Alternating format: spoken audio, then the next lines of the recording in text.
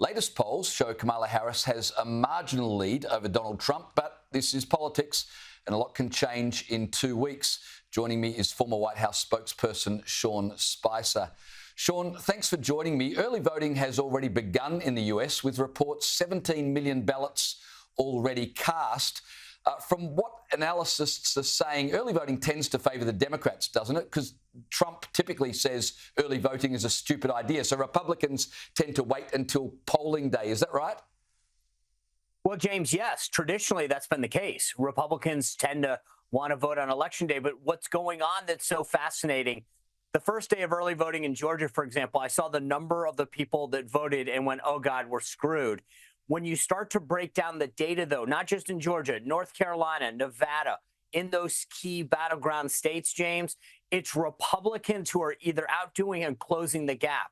So what people have to understand is, yes, Democrats do better, but they normally run up a massive, massive vote advantage in early vote, and then Republicans try to catch up on Election Day. What we're seeing right now, James, throughout the battleground states, where the early voting has begun, Republicans are doing better than they ever have in early votes, and this is sending chills through Democrats. Well, I found it interesting, and this would send some chills through Democrats as well. I imagine that the LA Times has, for the first time in 15 years, refused to endorse either presidential candidate. I would have thought that's a big blow, particularly for Kamala Harris.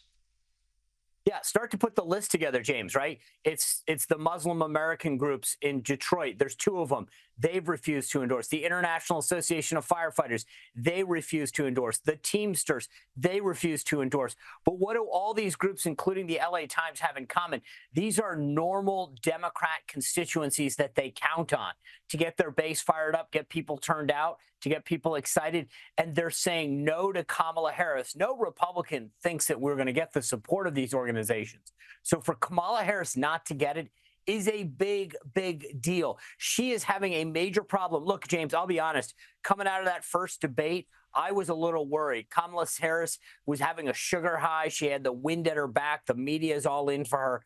But what Donald Trump has done in the last 10 days to 7 days is really turn this thing around. We are going into the election with the wind at our back now. Things have really changed. As we head into these final 13 days, I'd much rather be us than them. You know, Sean, they talk about the October surprise. Maybe the October surprise is that Kamala Harris is a much worse candidate than anybody actually thought. Another one of Kamala's problems seems to be men, a demographic Trump has really capitalised on. Is it fair to say there's a lot of frustration among men in the US who feel like the Democrats are at best dismissive and maybe even problematic for them? Yeah, well, look, when your vice presidential candidate thinks he's trying to dress up as a man for Halloween by putting on a flannel shirt and a camo hat, men get offended. I mean, look, it's the most unauthentic ticket in modern American history. These people are faking who they are. Tim Walz looks like he walked out of a Walmart when he went to try to go do that stunt the other day and had the price tag still hanging off the clothing. Like, he couldn't figure out how to get the gun loaded. He was trying to show that he was a tough guy. He could go out there and go hunting. It's all fake. And I think men see right through it. There's a reason that the gap exists. And I would put my finger on it being authenticity. They both lack it. Men in particular see through it. We're focused on policy. We want this country to be safer and more prosperous, something that they're severely lacking in any policies for. Joe Biden seems to be missing on the campaign trail. He seems to be missing as president, actually. When he announced he wouldn't run in this election, he gave Kamala a glowing endorsement. But since then, he's only been to 1 or 2 official campaign events with Kamala. He's done a couple by himself. I think he's doing one with Bernie Sanders either today or tomorrow. But with 2 weeks to go, Kamala and Joe are barely seen together. So who's avoiding who? It's a great question. I think she's avoiding him. There's no question that the people in Biden world are very upset about the level of disrespect that Kamala Harris and her team has showed. It's not just Joe Biden. You rarely hear about Jill Biden, who would seemingly want the first female, the president's right-hand person, to be successful. They're not putting in the effort. I can't believe they're not using him more in Pennsylvania. It's a battleground state. I had somebody on my podcast today that said, you know, look, we used to view Joe Biden as a third senator. he's barely been seen since he got pushed out. Why isn't he being used in Pennsylvania? I'm not in the business of giving Democrats any hints, but for goodness sake, like, I get not bringing him into every battleground state, but in Pennsylvania, they view him as a native son. For goodness sake, use the guy. But it's an embarrassment and so disrespectful what they have done and how they have treated Biden. And my guess is that when this election is over, Joe Biden's going to say, you know what? You pushed me aside and look what happened. But I can't believe the way that the Harris campaign has treated that guy. Yeah, absolutely.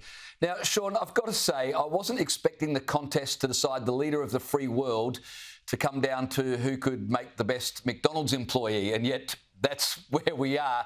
Donald Trump decided to work the fryer at Macca's in the swing state of Pennsylvania. Take a look. But I could do this all day. I wouldn't mind this job. I like this job. I think I might come back and do it again. Thank you. Look at that. Look at that. How are you? Thank you, Mr. President. Nice to see you. How you doing? You made it possible for ordinary people like us to meet. You're not ordinary. I mean, thank you so much. MSNBC, as you would imagine, had a meltdown over Trump working at McDonald's. Have a look at this. There's no logic to it. It's a stunt. He has not put forth an economic agenda. He, as you know, appears to be not well, and he's engaged in some really bizarre types of activities during this campaign. Now, this campaign line from the Harris camp, Trump is mentally unwell. Kamala Harris had another cheap shot targeting Trump's age. Here's her latest attack. A Trump advisor told producers that Trump was exhausted and refusing interviews. He would be the oldest president ever inaugurated if he wins in November. He will not agree to a second presidential debate. The former president was swaying and asked to play songs for about 40 minutes. Donald Trump's public appearances have deteriorated. The stomach is speaking. Many Azerbaijans, just like putting a million Rambos, but old Sylvester Stallone is my friend. There is no way that this man who can't make it through an entire speech, who keeps canceling things, is going to be the person that does 4 more years. Sean, I just cannot believe that the Democrats, after propping up Joe Biden for all those years, are now taking a shot at Donald Trump's mental acuity and age. I mean, they've got to hide. I'm with you, James. I mean, it's kind of rich the way that they didn't have a problem with, the mental acuity of anybody or their stamina several months ago. In fact, they denied it. And now they're taking pot shots at Donald Trump, who, look, I will say the funny thing is, I always tell people that there are narratives in politics, right? Somebody is a really good fundraiser, they hard work or whatever. No one accuses Donald Trump of not being active enough. In fact, I would argue a lot of people say, I wish he would tone it down. Like, I work for the guy. You can't keep up with him, and I'm a third of his age, right? I mean, this is a guy who's up first thing in the morning, well past midnight every night.